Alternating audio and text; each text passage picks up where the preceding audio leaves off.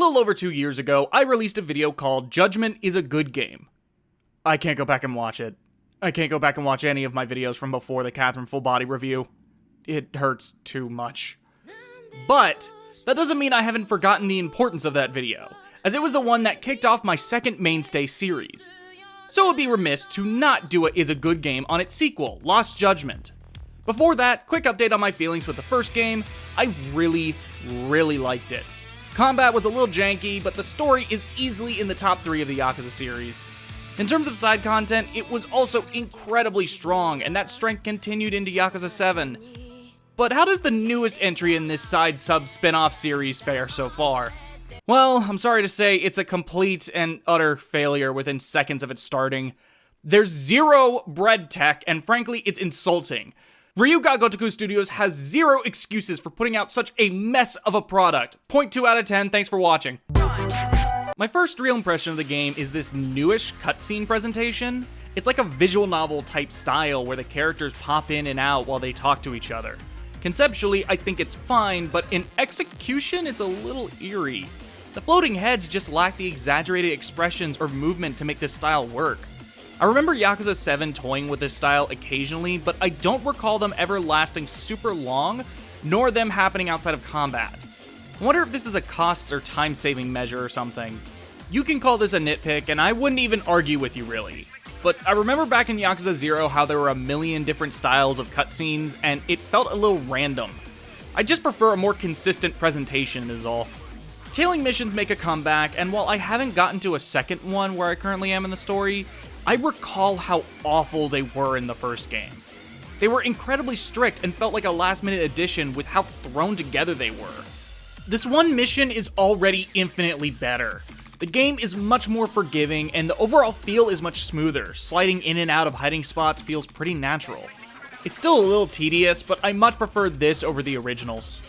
However, this is nothing more than a monkey's paw, as while tailing missions have been improved, the new stealth missions are not good. Enemy sightlines are too wide and too easily set off. The more weighty movement of the Dragon engine gives you less time to react when an enemy sees you, which sucks because it only takes like 2 seconds to game over.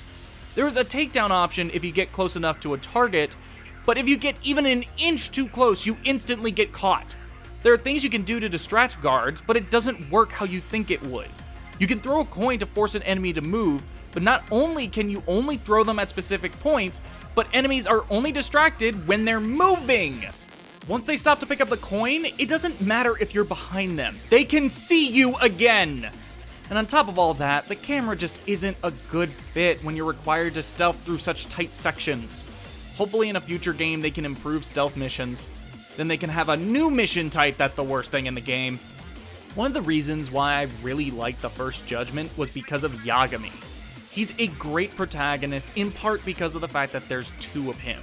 The grounded but campy Yagami that appears during normal scenes, then the fucking shonen character that appears in action scenes. It's like an extension of Ryuga Gotoku Studios' mastery of tonal balancing. Yakuza always jumped back and forth between realistic yet campy melodrama and over-the-top anime-esque melodrama. But they never went this hard on having a character embody anime that I was still able to take seriously. Whenever Yagami does shit like running on walls or acting like he just walked off the set of a Hong Kong kung fu film, it feels like the developers know just how silly it all is. And it being silly isn't a bad thing because the over-the-top action elevates the action. Sadly, I never really felt the same for Sugiura. He's just as absurd as Yagami, but he's just out here doing flips and spins and moments that don't call for it for no reason other than to tell you that he's supposed to be cool. With Yagami, it feels like they know how to show restraint, and as a result, he ends up being the most ridiculous protagonist the developers have made, yet I can still take him seriously when the moment calls for it. Love him. As for the story so far, I don't think its hook is as good as the first game's. The opening cutscene leaves a strong first impression, but the school stuff drags a bit and ends up deflating the momentum somewhat. Who knows, the story can easily strengthen back up and regain the little bit of my interest it lost. It's already doing so where I am currently. The themes of Lost Judgment are also pretty interesting. Topics such as bullying, suicide, and sexual assault are at the core of Yagami's investigations, and it doesn't shy away from depicting it in uncomfortable ways. I feel like it's being handled well. At least I thought that until it came to the gamification of a certain moment that made me feel uncomfortable in a way that was absolutely not intended to make me uncomfortable. Light spoilers, obviously. Yagami and company are hanging out on the roof of a school watching hidden cameras they placed in an attempt to monitor any potential bullying going on that the school hasn't been able to catch. One camera they hid in a classroom catches one girl being harassed at lunch by a group of students. They yell at her, push her around, write a word that essentially means slut or whore on her hand in permanent marker, etc. It's a little hammy, but it's an uncomfortable, real depiction of bullying that I'm glad they weren't afraid to show. After the bullies leave, Yagami suggests they go down and take a closer look at the scene to get a better idea of what happened. That's fine. Investigations are a pretty major part of the game, and simply examining the scene isn't really offensive in my opinion. The part where I think the game screws this up is that the investigation is you hovering over the victim of said bullying like 3 minutes after it happened while you oogle her hand, back, textbooks, neck, whatever, while she pretends to be asleep because, as Yagami theorizes, she can avoid talking to anyone. It's trivializing the traumatic experience this girl just went through. It lacks some serious tact that frankly harmed this whole subplot for me. The dialogue also doesn't help. One thing I like is that the game goes into the science of bullying, which, from what I can tell based on a bit of research, looks to be accurate. It seems like the game genuinely wants to handle the subject with care. However, the dialogue is so fluffy and vague that in a few scenes it came off as simplifying things, or that it thinks it knows how to solve all bullying or something.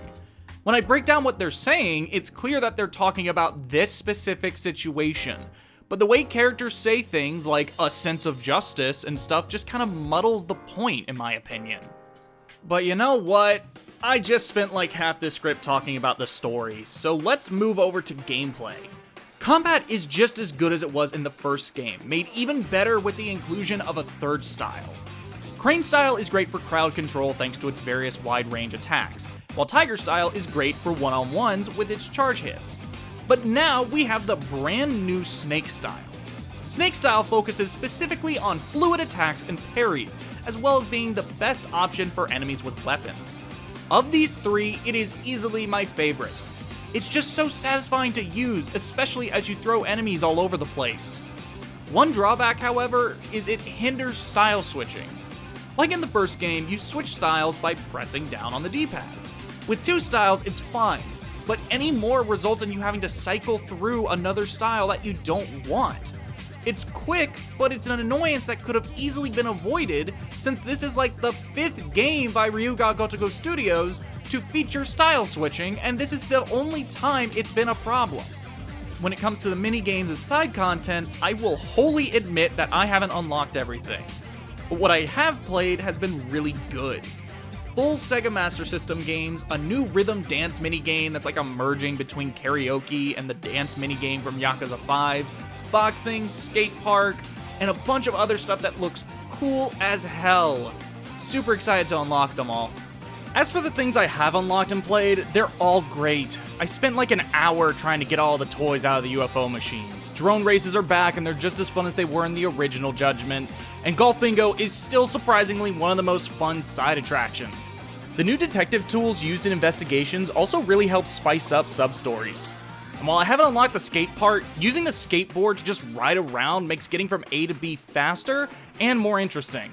I feel like I'm not getting into battles as much as I would have, but it's still worth it to grind on rails and glide through— oh god! Lost Judgment is a great game.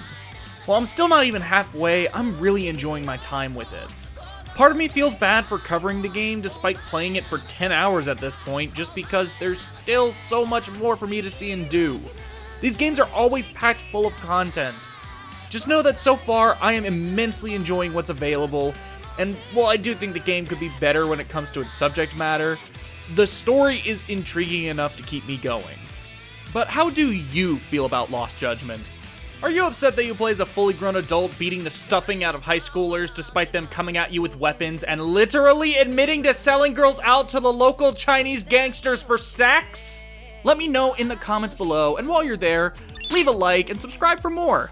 If you want to learn how to support the channel, check out my Patreon. I'm gonna get back to playing more Lost Judgment. Just gonna head on over to Karaoke Ken in Kamurocho and listen to some good old Like a Butterfly. 0.2 out of 10. Thanks for watching.